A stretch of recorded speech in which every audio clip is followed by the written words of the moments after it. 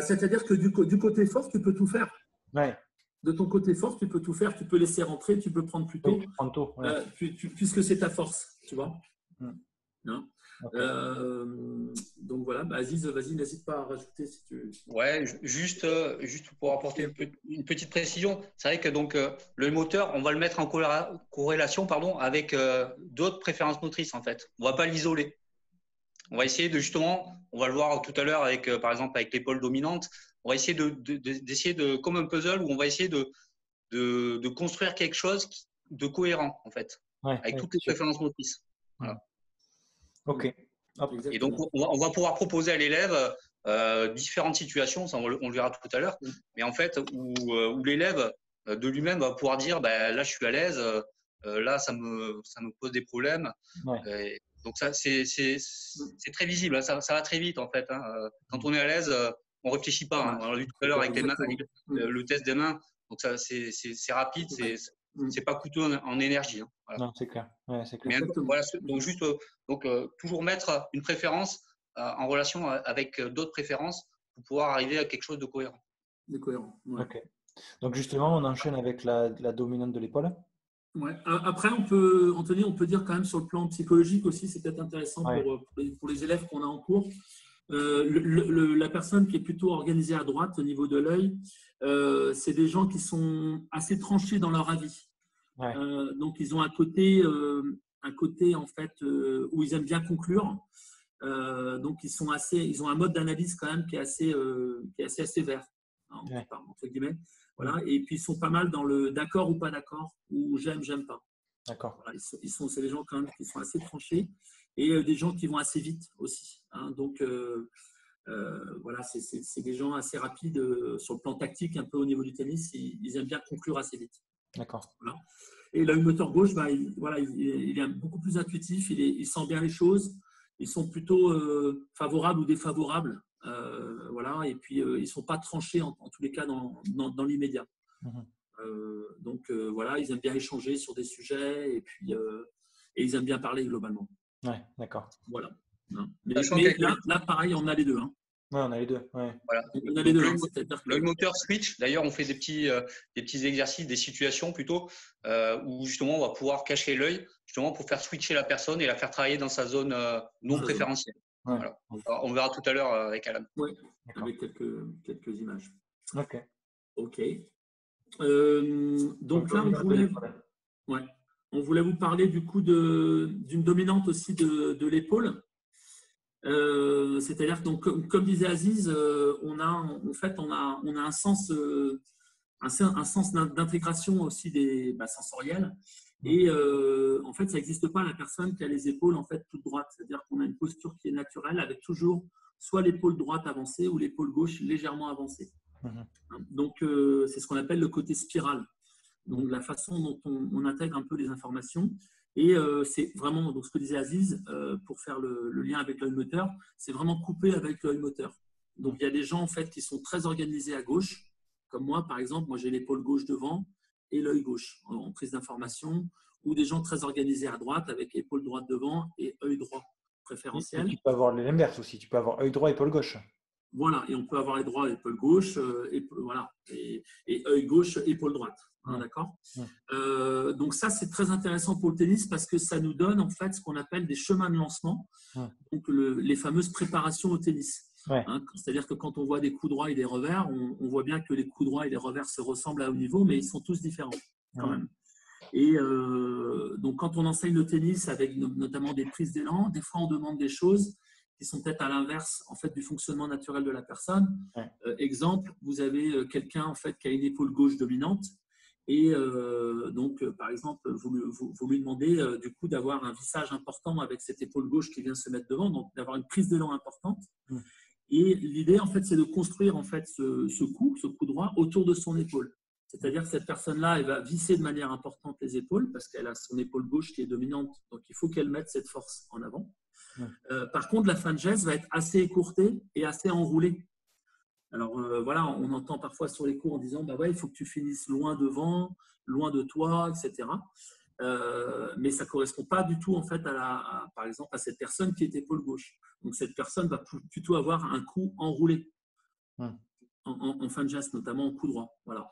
Et cette personne, si elle est épaule gauche aussi en dominante, en revers, elle va être à l'inverse, c'est-à-dire qu'elle va avoir une préparation assez écourtée, et donc pas une épaule gauche qui part trop loin en dévissage sur l'arrière. Par contre, elle aura une fin de geste longue et accompagnée, de façon à faire passer l'épaule gauche. À travailler. D'accord.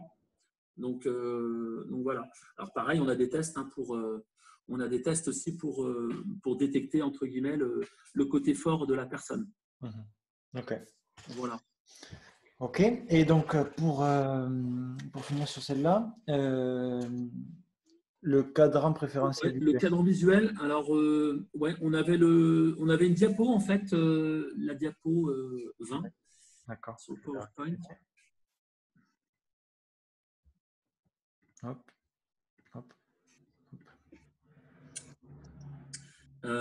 Voilà. Donc sur cette diapo, on fait un peu un résumé par rapport à. Donc vous avez la marche par le haut et la marche par le bas, et vous avez donc l'œil moteur droit et l'œil moteur gauche. Voilà. Donc ça nous donne en fait 4 cadrans préférentiels. Alors si on prend par exemple un joueur comme Nadal, très organisé à gauche et aérien, donc vous l'aurez compris, marche par le haut. Ici, donc vous voyez que son cadran préférentiel, c'est le cadran jaune. D'accord. Donc ça veut dire que lui, en fait, il va être très à l'aise en fait quand il va prendre l'information à gauche. Donc avec son œil gauche, donc je vous rappelle qu'il est gaucher. Donc les balles en fait très très hautes sur son côté coup droit, ça va être son cadran préférentiel. Donc là, il va prendre une information, il sera très rapide et il va pouvoir se coordonner très très vite sur ses balles hautes sur son côté coup droit. D'accord. Par contre, ce sera plus difficile pour lui, en fait, si on prend l'inverse, d'aller chercher une balle très très basse sur son côté revers. Alors, il est bien évidemment capable de le faire, mais voilà, de façon naturelle, voilà, on va retrouver un petit peu ce côté. On va envoyer un message à Roger maintenant qu'on sait ça. Voilà, maintenant qu'on. Donc voilà, donc ça vous donne en fait, voilà, si on parle de Roger, donc du coup, lui, en fait, il va être à l'inverse, c'est-à-dire que ici, donc il est droitier, donc son cadran va être, il est œil moteur gauche aussi, Federer. Gauche, oui. Gauche, voilà, donc les balles hautes sur son côté revers. Donc il va se coordonner, il va bien se coordonner. Par contre, il aura plus de mal aussi sur les balles basses côté coup droit. Voilà. Ok. Tu vas rajouter quelque chose, Aziz, sur ça? Non. Ok. Donc voilà. Donc là c'est pareil. On peut basculer aussi. Voilà, si on voit que par exemple quelqu'un a des difficultés, c'est un marche par le haut, puis il a des difficultés sur les balles basses. En coup droit, on peut, comme on disait avec Aziz, on peut faire un exercice en cachant en fait l'œil moteur de la personne. Donc là, naturellement, la personne bascule sans s'en rendre compte vraiment sur son ombre, sur son deuxième moteur, et on peut lui faire travailler pendant un certain temps, mais un temps quand même assez court, parce que il faut que la personne récupère aussi dans son autre profil. Donc ça, c'est important. Voilà. Tout à fait. L'idée, c'est en mettant un cache sur un œil, l'idée, donc, c'est évidemment de la faire basculer sur son profil opposé et de recréer une situation qu'elle va peut-être pouvoir rencontrer en cas de stress, en cas de fatigue. Voilà. Donc, on crée une situation où cette situation peut arriver en match, en fait, et donc on prépare en fait la personne à gérer cette situation et jouer différemment, en fait. Exactement. Ok. Et pour moi, pour moi, une observation, c'est que je pense que l'un des joueurs qui joue dans tous les profils, pour moi, c'est Federer. Il a cette capacité de passer de l'un à l'autre, parce que là, on vous parle avec Aziz de 2 profils globalement, mais en fait, on a tous les profils. On a tous les profils. Il y a 16 profils en fait en tout, et on les a tous globalement, et on peut passer de l'un à l'autre. Mais pour moi, Federer, c'est vraiment le joueur expert dans ce passage en fait des différents profils. Voilà, on a fait un peu une cartographie un petit peu de l'ensemble des paramètres. Faut bien arriver en fait à comprendre que, comme on disait avec Aziz, que tous ces paramètres sont interdépendants. Ça, c'est important. Et qu'il y a 2 paramètres qui ne bougent pas du tout. Donc, c'est le point mobile D'accord. Et le côté donc point mobile haut ou point mobile bas, donc joueur dissocié ou joueur associé. Et le côté en fait verticalité horizontalité. Hein, donc même si je bascule en fait dans mon autre profil, et bien sur ces 2 points, je ne basculerai pas en tous les cas. Voilà. Donc voilà, préparation du troisième entretien. Ok, bon, merci pour ce deuxième. Et on se retrouve du coup pour la suite avec la suite et la fin de cette première interview tous ensemble avec le troisième entretien. Ok, merci les gars.